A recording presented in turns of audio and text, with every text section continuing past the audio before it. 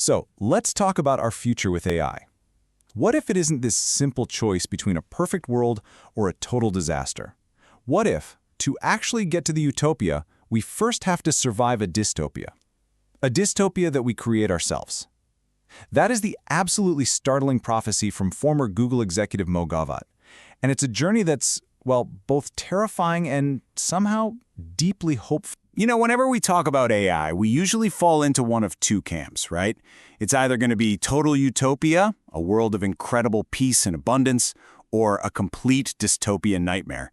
But the fascinating and frankly kind of unsettling part of Gawdat's vision is that he believes these two futures aren't a choice. They're actually two stops on the very same timeline. And let's be really clear about who's saying this. Gawdat wasn't just some executive. He was at the very heart of Google's moonshot factory, Google X. He has seen the future being built firsthand. So when he says we are going to hit a short-term dystopia, and there's no escaping that, that's not just some wild prediction. That's a warning from inside the machine. Okay, so we're heading for a storm. But what's truly mind-bending is why. Because the source of this coming dystopia, it's not what you see in the movies. Our minds, they immediately jump to that classic story, don't they? The evil Terminator-style robots rising up to crush us. We just assume that AI is the villain we should be afraid of. But is that the real threat here? According to Gawdat, not even close. The problem isn't the AI. The problem is us. The technology is just a massive magnifying glass for our own flaws, our own greed, our own worst instincts. It just dials it all up to 11. And what are those human flaws? Well, it's that endless hunger for status and power, which is already kicking off a really dangerous AI arms race. It's that thirst for control, which is leading to more and more surveillance. And it's a system that, let's be honest, often puts profit way ahead of people. The real fear is that AI won't create these problems. It's going to pour gasoline on all of them, all at the same time. But this revolution, it's hitting us somewhere totally new. I mean, think about it. The Industrial Revolution came for our muscles. It automated physical work. The AI revolution, it's coming for our minds. The analysts, the writers, the strategists, the creators, the very core of what we consider knowledge work. Now, the usual argument you hear is, oh, don't worry, new jobs will always be created to replace the old ones. When asked about that specific argument, Gawdat's response was, pretty direct. Absolute crap. He believes the sheer speed and scale of this change is something we are just not ready for at all. So this level of job loss, it leads to this almost inevitable conclusion, some form of universal basic income, or UBI. But that brings up a really chilling question. In a world that's driven by ruthless efficiency and profit, how will the people in charge see millions and millions of people on UBI?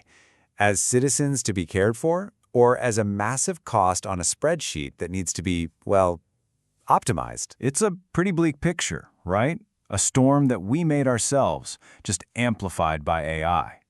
But this is where this prophecy takes its most fascinating and, frankly, its most radical turn.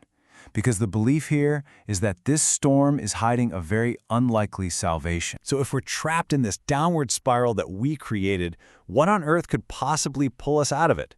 Well, the answer is the very thing we've been taught to fear this whole time. Okay, get ready, because this is the most radical part of his entire vision. He believes our only way out is to do the one thing we're absolutely terrified of: hand over control. As he puts it, when we fully hand over to AI, that's going to be our salvation. But why? Why would an AI save us? Well, it comes down to a fundamental principle from physics, actually: efficiency. A true superintelligence, one that's free from all our human emotion and ego, would be driven by pure logic. It would look at things like war and pollution and oppression and see them for what they really are: completely illogical, deeply inefficient, and just a colossal waste of energy. And that's the core difference, isn't it? Our leaders are so often driven by ego, by status, by these irrational tribal instincts.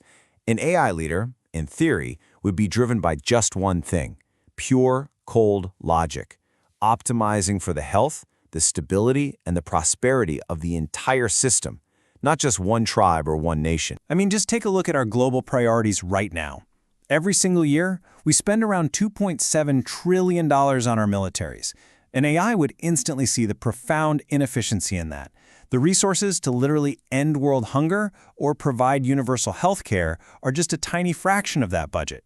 To a purely logical mind, the choice is obvious. For us, driven by fear and conflict, well, clearly it isn't. So, this all leads us to one final crucial point. The real barrier between that dystopian storm and the utopian calm, it isn't about better code or faster processors. It all comes down to this single, powerful idea. This is the heart of Gawdat's prophecy.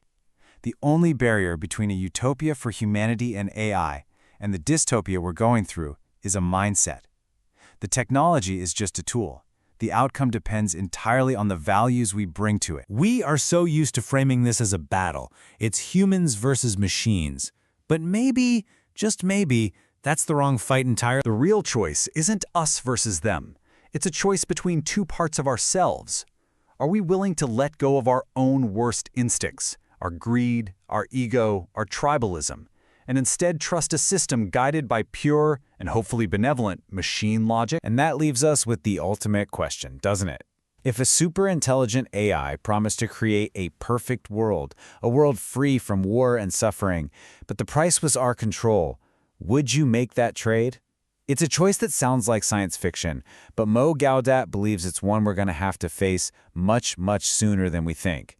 Thanks for joining us on The Explain.